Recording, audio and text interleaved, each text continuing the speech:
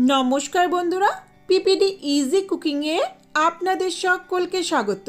आज के अनेक दिन पर दारुण एक चिंगड़ी माछेर रेसिपि निये चले एलाम। आमार आजकेर रेसिपि चिंगड़िर बासंती। खूब सहज सिम्पल झटपट हये जाओयार मतो पुरोनो दिनेर एकटी रान्ना।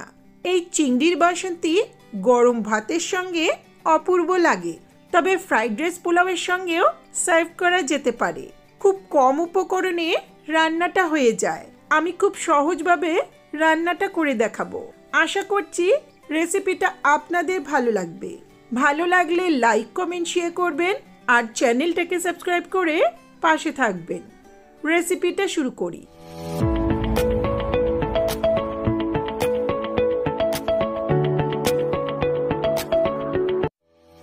सबार प्रथमे एखाने 300 ग्राम चिंगड़ी माछ भालो मतो केटे धुए परिष्कार करे निয়েছি।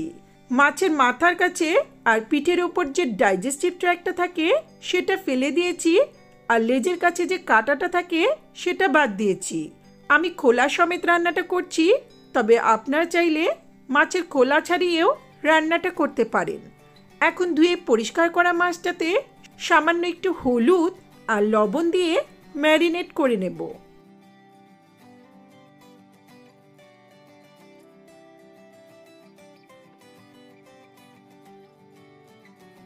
এটা এক পাশে রেখে এখন একটা পেস্ট বানিয়ে নিচ্ছি। ব্লেন্ডিং জারে নিচ্ছি বেশ কয়েকটা কাঁচা লঙ্কা, 6-7 কোয়া মতো রসুন, দুটো মিডিয়াম সাইজের স্লাইস করা পেঁয়াজ, একটা বড় সাইজের স্লাইস করা টমেটো। এতে দিচ্ছি 2 টেবিলস্পুন কালো সর্ষে আর 2 টেবিলস্পুন সাদা জিরে। সামান্য জল দিয়ে এর একটা মিহি পেস্ট বানিয়ে নেব। এগুলো রেডি হলে চলে যাচ্ছি রান্নার ধারে। গ্যাসে একটা কড়াই বসিয়ে 4 to 5 টেবিলস্পুনের মতো সর্ষের তেল ভালো করে গরম করে নিচ্ছি। রান্নাটা সাধারণত সর্ষের তেলেই বেশি ভালো লাগে। তেল ভালো করে গরম হলে এখন ফোড়ন দিচ্ছি 1/2 টিস্পুন কালো জিরে। ফোড়ন ভাজার সুন্দর গন্ধ বেরোলে এখন একটা মিডিয়াম সাইজের কুচনো পেঁয়াজ দিচ্ছি। পেঁয়াজটাকে লো মিডিয়াম ফ্লেমে হালকা করে ভেজে নেব। পেঁয়াজ হালকা ভাজা হয়েছে, এখন গ্যাসের ফ্লেমটা একেবারে লোতে রেখে 1/2 টিস্পুন করে হলুদ গুঁড়ো, লবণ আর কাশ্মীরি লঙ্কার গুঁড়ো দিয়ে দিচ্ছি।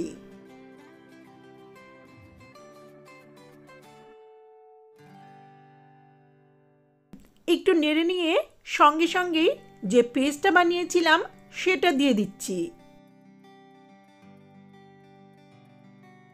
এবার 5 মিনিটের মতো মিডিয়াম ফ্লেমে মশলাটাকে কষিয়ে নেব।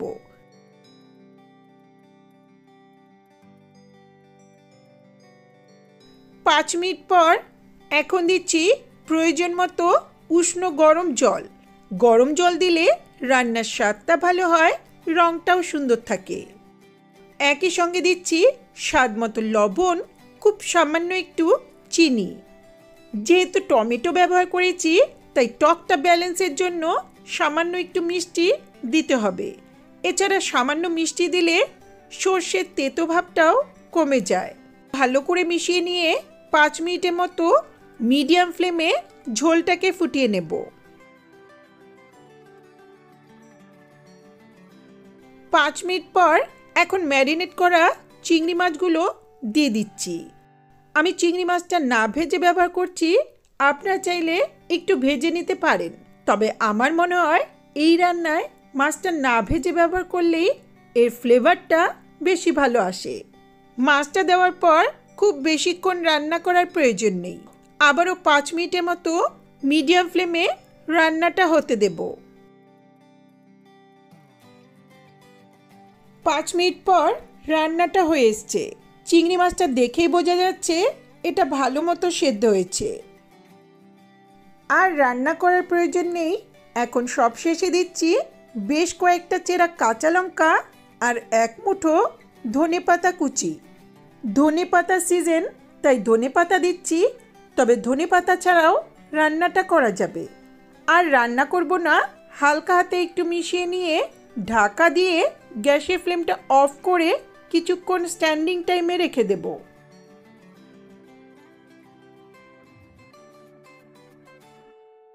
কিছুক্ষণ পর দারুণ স্বাদের চিংড়ির বাসন্তী সার্ভ করার জন্য রেডি। দেখলেন তো কত কম সময় ঝটপট রান্নাটা হয়ে গেল, তবে এর স্বাদও কিন্তু অপূর্ব। এই চিংড়ির বাসন্তী সার্ভ করতে হবে গরম ভাতের সঙ্গে, তবে ফ্রাইড রাইস পোলাওয়ের সঙ্গেও সার্ভ করা যেতে পারে। কেমন লাগলো আজকের এই সিম্পল রান্নাটা? ভালো লাগলে অবশ্যই লাইক কমেন্ট শেয়ার করবেন, আর চ্যানেলটাকে সাবস্ক্রাইব করে পাশে থাকা বেল আইকনটা অবশ্যই প্রেস করবেন, যাতে আমার ভিডিওর নোটিফিকেশনগুলি আপনাদের কাছে সহজেই পৌঁছে যায়। ধন্যবাদ।